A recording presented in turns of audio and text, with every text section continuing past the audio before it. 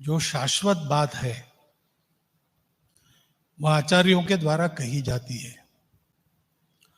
और उस एक बात को हम पकड़ ले तो एक साधने से सब सकता है। हमारे यहां की विशेषता भारत की यही है। आचार्य जी ने बताया कि सभी जीव सुख चाहते, ये समानता है। जड़ चेतन सारा विश्व सुख के पीछे भागता है, और सुख को खोजने के चक्कर में ही जीवन आगे बढ़ता है। उस सुख को बाहर की दुनिया में खोजने के लिए दुनिया ने बहुत हाथ पैर चलाए, लेकिन वो बाहर मिला नहीं, क्योंकि बाहर सुख होता नहीं है। बाहर के पदार्थों में सुख होता नहीं। सुख दुख तो अपने मन की भावना रहती है। तो कोई तीखा खाने वाला है, उसको मिर्ची देखने से सुख होता है। जो तीखा खाने वाला नहीं है, उसको मिर्ची देखने से भय लगता है, दुख होता है। तो क्या अच्छा लगता है और क्या नहीं लगता है, ये तो अपनी अपनी बात होती है। परंतु दुनिया ने इसको नहीं समझा, और बाहर का सुख लेने के लिए ही सारे प्रयास चले। और जब मिला नहीं, तब उन्होंने तय किया कि ऐसा ही है, इतना ही मिलेगा, इससे ज्यादा नहीं मिलेगा, और बाहर ही सब कुछ है। बाहर जो है वो थोड़ा है। मन की इच्छा अमर्याद है, उसको कोई पूरा नहीं कर सकता। इच्छा पूरी होती है, फिर से निकलती है। न जातु कामान उपभोगे न शाम्यति, न जातु काम कामान उपभोगे न शाम्यति, हविषा कृष्ण वर्तमेव भूय एवाभिवर्धते। अपनी जो कामनाएं हैं उनके अनुसार उपभोग करने से उसका उपशम नहीं होता। आग में घी डालने से आग बुझती नहीं, ज्यादा भड़कती है, वैसे होता है। दुनिया ऐसे चलती है, और इसलिए उन्होंने सोचा कि दुनिया ऐसी है तो थोड़ी सी है दुनिया में बात, खाने वाले बहुत है, तो स्पर्धा है, आपस में संघर्ष है।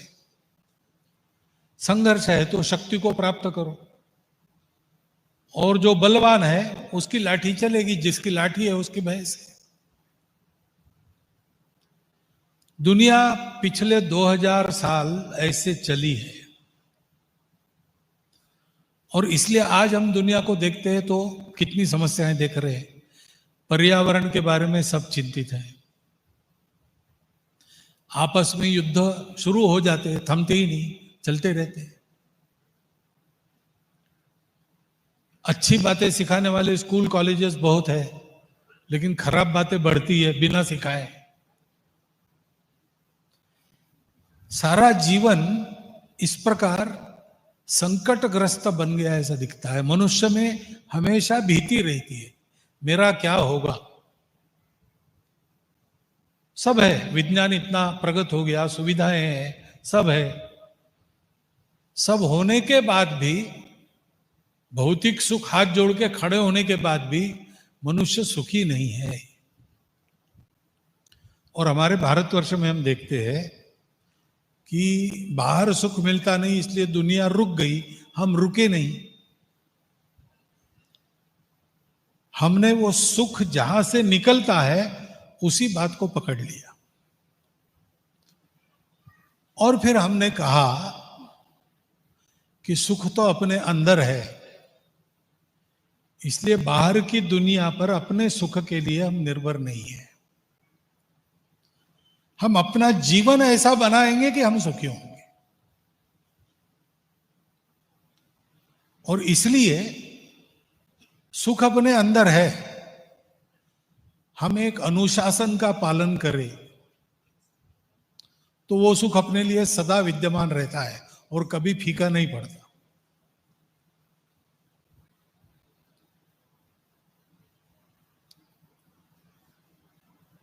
अपने तेरा पंथ के आद्य गुरु श्रद्धेय भिक्षु जी की अभी 300वीं जयंती मनेगी।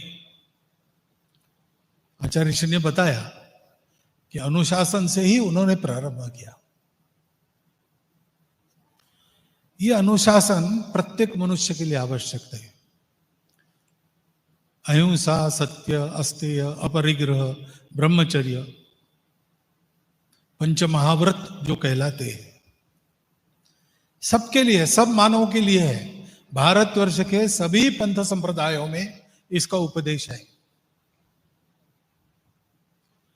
यह मनुष्य को एक व्यक्ति के नाते समर्थ और सुखी बनाते।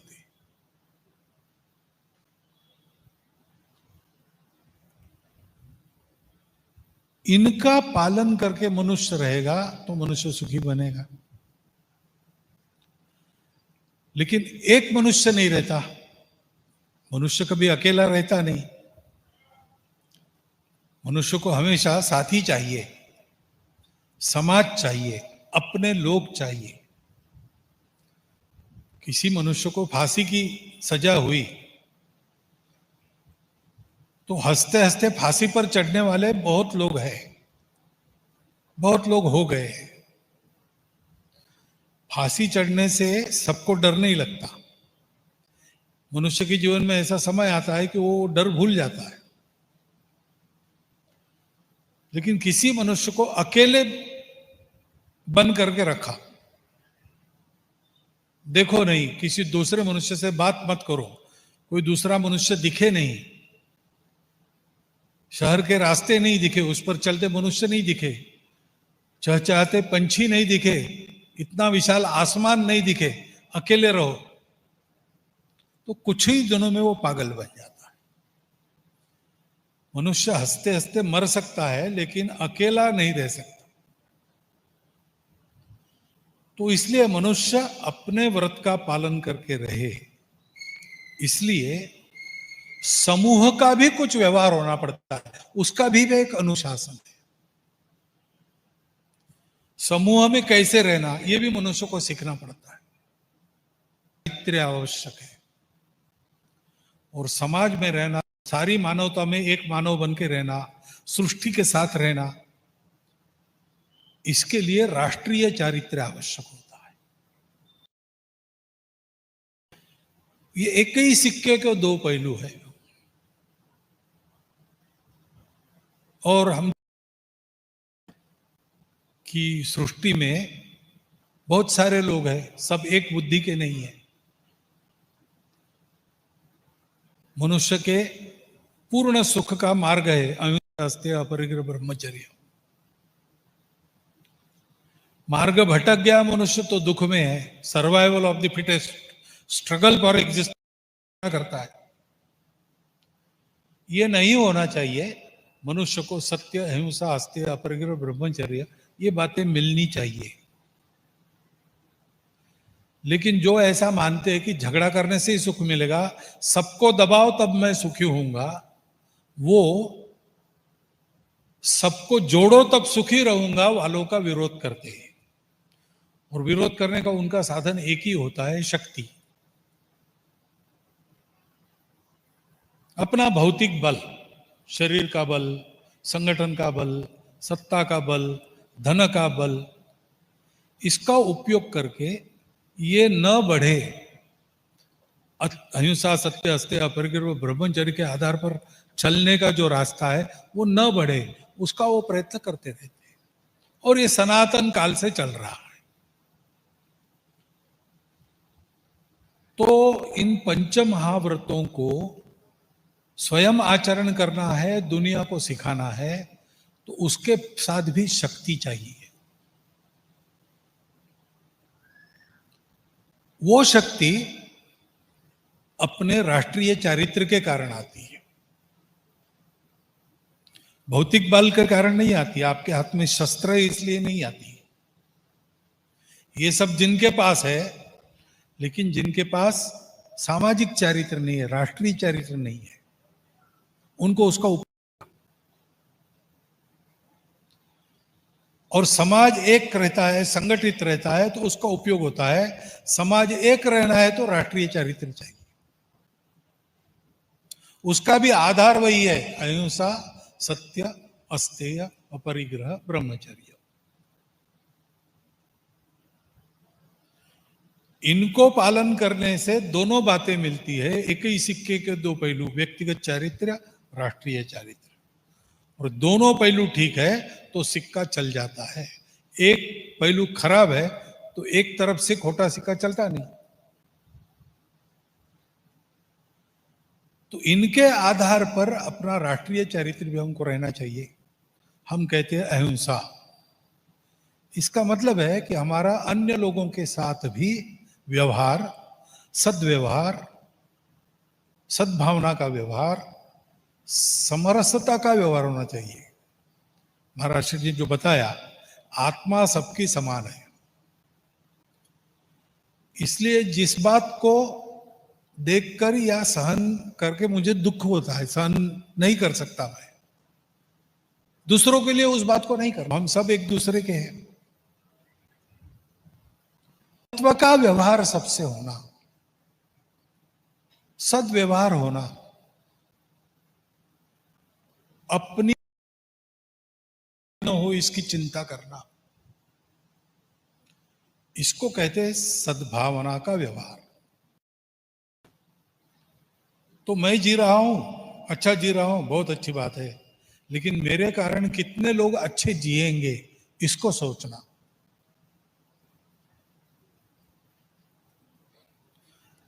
मैं जी रहा हूं, सृष्टि से लेकर जी रहा हूं। कपड़ा मेरे शरीर पर है, किसी ने कपास उगाई या कारखाने में कोई धागा तैयार किया, इसलिए मेरे शरीर पर कपड़ा है। थाली में भोजन इसलिए है कि कहीं ना कहीं खेती हो रही है। तो सबका दिया मैं खा रहा हूं, सृष्टि का दिया खा रहा हूं, तो दाम दुगना वापस करना अपना काम है। इसलिए इन सबका ध्यान रखना,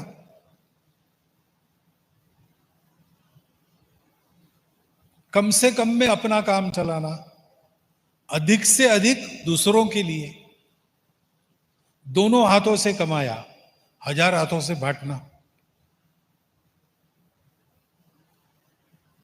ये बात मनुष्य जीवन में होनी चाहिए।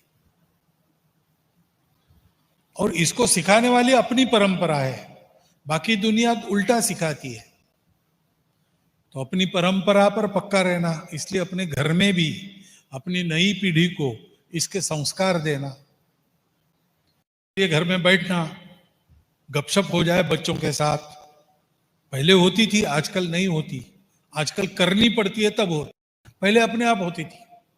मोबाइल नहीं था, घर में रहने के बाद आपस में बात करते ही थे। आज मोबाइल, कोई किसी से बात नहीं करता। तो बात करनी है तो कुछ आयोजन करके करनी पड़ती है। बात करना, उसमें ये बताना हम कौन है, विचार क्या है, हमारे मूल्य क्या है, उसके आधार पर जीवन कैसे सुखी होता है, प्रत्यक्ष अनुभव दिला। और समाज को एक साथ रखने के लिए, सुखी रखने के लिए नियम कानून बनते हैं। नियम कानून पालन करने के लिए कष्ट करना ही पड़ता है। मेरा अपना स्वभाव है, मैं वैसे रहना चाहता हूं, लेकिन सबके साथ रहना है तो मुझे मेरे अपने रुचि को नियंत्रित करना पड़ता है। मैं अकेला हूं, सोना है तो मुझे 6 फीट लंबा और 5 फीट चौड़ा बिस्तर चाहिए। लेकिन सबके साथ मैं जब जाता हूं, किसी शिविर में जाता हूं, तो वहां 3 फीट बाय 6 फीट का बिस्तर मिलता है, उसी में मुझे रहना है। अपने घर में मैं चाहे जैसे पलंग पर सोऊंगा, लेकिन ट्रेन से जाना है तो वहां सबके लिए जैसे बर्थ बने वैसे ही मुझे मिलेंगे।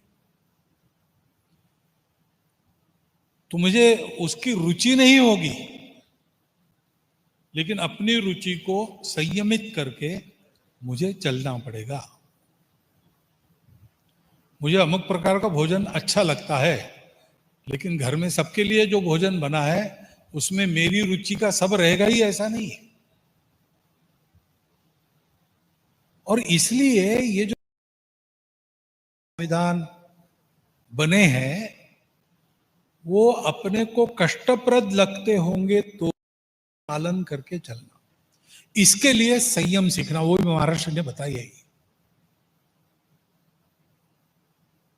उस संयम की बड़ी शक्ति होती है, शक्ति कंट्रोल में होती है। तापी नदी बह रही है, दोनों तटों के अंदर बह रही है, तब तक खेती के लिए बहुत अच्छी है, और थोड़ा नियंत्रित करते तो बिजली भी बनाती है। लेकिन बाढ़ आती है तब नुकसान करती है, जब अनियंत्रित हो जाती है तब नुकसान करती है। वैसे हमारा जीवन का प्रवाह जो है वो भी नियंत्रित हो जाए तो सबको सुखी भी करेगी और उसमें एक शक्ति रहेगी, ऊर्जा उत्पन्न होगी। इसलिए उनका पालन करना, ये बातें हमको सीखनी पड़ेगी। इसमें से हमारा सामूहिक बल उत्पन्न होगा, और वो बल ताकत के आधार पर नहीं होगा, वो बल चारित्र्य के आधार पर होगा। जो शील के आधार पर शक्ति रहती है वो कल्याणकारी बनती है, जो अनियंत्रित शक्ति होती है वो नुकसान करती है। नुकसान करने वाली शक्तियों का परिहार करके सुखी बनाना भी शील आधारित शक्ति को ही संभव है। और इसलिए अपने व्यक्तिगत चारित्र चाहिए, और दोनों की बुनियाद तो कि अध्यात्म के आधार पर दोनों का व्यवहार ये होना है। अध्यात्म हमको जीवन, और जब आवश्यक है तब जीवन को छोड़ देना भी सिखाता है। वो केवल वैराग्य का उपदेश नहीं करता, पुरुषार्थ का भी उपदेश करता है। ये बताता है कि सबसे बड़ा पुरुषार्थ सत्य को पाना है। क्योंकि पुरुषार्थ करने के लिए आप दुनियादारी से जाना पड़ेगा, वो कैसे जाना वो भी सिखाता है। इसको कहते हैं अविद्या, दुनियादारी की बात आएंगे, कितनी संख्या बढ़ाएंगे, सारी बात अविद्या है। और इस अविद्या के परे होकर सत्य को पाना, उसको कहते हैं विद्या। तो विद्या और अविद्या दोनों का सार जानकर उसको प्राप्त करते हुए हमको उस सत्य की, जो हमको शाश्वत बनाता है, उसकी प्राप्ति करनी है। ये आदर्श हमारे पूर्वजों ने हमारे सामने रखा है, और इसलिए भारतवर्ष अपना बड़ा होता है तो दुनिया में सुख ही उत्पन्न करता है, युद्ध नहीं उत्पन्न करता। हमारे साथ युद्ध करने वालों को भी संकट के समय में हम मदद देते हैं। हम मार नहीं खाते, लेकिन किसी को मारते भी नहीं है। पाकिस्तान ने आक्रमण किया कारगिल के समय, हम चाहते तो पूरे देश पर आक्रमण कर सकते थे, लेकिन हमारी सेना को आदेश था बॉर्डर क्रॉस नहीं करना, अपने अंदर के जो कुछ है वो सब साफ करना। अंदर घुसकर जब मारा तब भी पूरे पाकिस्तान को, लेकिन हमने वैसा नहीं किया। जहां गड़बड़ करने वाले थे वहीं पर अटैक किया है कि हमारा आधा सुसूत्र देखते, सबकी आत्मा समान है, जीना है साथ में जीना है। एक का जीवन बिगड़े तो सबको दुख आता है, सबका जीवन ठीक रहे तो कम ज्यादा स्थिति रहे तो भी सब सुखी रहेंगे। इस सत्य को हमने पहचाना है। हमारे सारे आचार्यगण उसी के लिए हमको ये सारे उपदेश बार बार बताते हैं, उनको हृदयंगम करना और उसके आधार पर व्यक्तिगत और राष्ट्रीय व्यवहार को सुंदर बनाना, ये काम हम सब करेंगे तो आज परिस्थिति में बहुत सारी बातें दिखाई देती, डर भी लगता है लोगों को, क्या होगा। वो डरने की आवश्यकता नहीं रहेगी, सब ठीक होगा। हमारे यहां हम सब ठीक करेंगे और सारी दुनिया हमको देख के ठीक होगी। यही हमको करना है। और इसलिए मैंने बताया नया कुछ उपदेश मुझे करना नहीं है, जो आचार्य श्री ने कहा है उसी को मानना है, उसको समझना है, उसका मनन चिंतन करना है और मनन चिंतन के आधार पर अपने जीवन का अंग उसको बना। शरीर का तप, देव द्विज गुरु प्राज्ञ पूजनम शौचम आर्जवम ब्रह्मचर्यम अहिंसा च, ऐसा बताया है। देव यानी प्रतिभा संपन्न लोग, द्विज यानी व्रतस्थ लोग, प्राज्ञ यानी स्पेशलिस्ट, गुरु यानी हमसे श्रेष्ठ। हमारे गुरु हमारे सामने बैठे, उनका पूजन करना यानी उनके पास बैठना, श्रवण करना, जिज्ञासा होती है पूछना, इन सब बातों को समझना, पवित्र मन से यह सब करना, श्रद्धा युक्त मन से करना, सरलता से करना, परीक्षा लेने के लिए प्रश्न नहीं पूछना, आर्जवम सरलता, और उनके उपदेश के अनुसार चलने के आड़े आने वाली बातों से दूर। ये मेरा अर्थ मैं बता रहा हूं, मूल अर्थ तो शास्त्रविद गुरु आपके पास है, वो बताएंगे। अहिंसा, धक्का ना पहुंचे ऐसा खुद का जीवन हो, ये शरीर का तप है। ऐसे ही महाराज जी ने बताया, वही बता रहा हूं मैं। अनुद्वेग करम वाक्यम सत्यम प्रियम हितंच यत् स्वाध्यायाभ्यसनम चैव वांग्मयम तपोच्यते। दूसरों के मन को बिगाड़ना चाहिए, ऐसी वाणी बोलिए मन का आपा खोए, और उनको खुद को शीतल करे और उनको भी, ऐसी वो वाणी। और ऐसा बोलने के लिए असत्य नहीं बोलना, सत्यम प्रियम हितम च, हितकारक बोलना, कब कहां कैसे कितना ये विवेक रखना, और उसके लिए स्वाध्याय देखना सुनना पढ़ना समझना, उसकी प्रैक्टिस करना, स्वाध्याय अभ्यास प्रैक्टिस, उससे वो स्वभाव का अंग बनता है।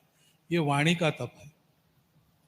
और फिर मन का तप, इस सबके पीछे सबका आधार भाव संशुद्धि, मन का भाव पवित्र रखकर करना, तो फिर मन प्रसन्न रहता है। मन प्रसादम, सौम्यत्वम, सौम्य स्वभाव, उग्र स्वभाव काम का नहीं है। मौनम, कहां कब कितना बोलना, बोलना या नहीं बोलना, जहां आवश्यक नहीं वहां बोलने की जरूरत नहीं। शब्द भी, वाणी भी ऊर्जा है, फालतू खर्च नहीं करना। मौनम, आत्म विनिग्रह, इसके लिए फिर से संयम, अपने आप को रोकना। और ये तब संभव होता है जब अपना भाव शुद्ध हो, स्वार्थ की भावना न हो, जीवन का श्रेय जानने की उत्सुकता हो, और ऐसे कान लेकर हम संतों की वाणी सुने, आचार्यों का उपदेश सुने। आप सब लोग वैसा करते ही हैं, वैसा करना जारी रखिए, उसके जरिए जीवन बदलिए, जीवन के उदाहरण खड़े हो जाएंगे, समाज बदलेगा, समाज बदलेगा तो बाकी सारे परिवर्तन अपने आप आएंगे। एक बहुत बड़ा परिवर्तन का काम ऐसी छोटी छोटी बातें बताकर अपने आचार्य सब कर रहे हैं। वो अपना काम कर रहे हैं, हम अपना काम कर रहे करें, इतना निवेदन आपके सामने रखता हूं। और मुझे आप बोलने के लिए कहा, उसके लिए कृतज्ञता व्यक्त करता हूं, धन्यवाद देता हूं और मेरे शब्द समाप्त करता हूं।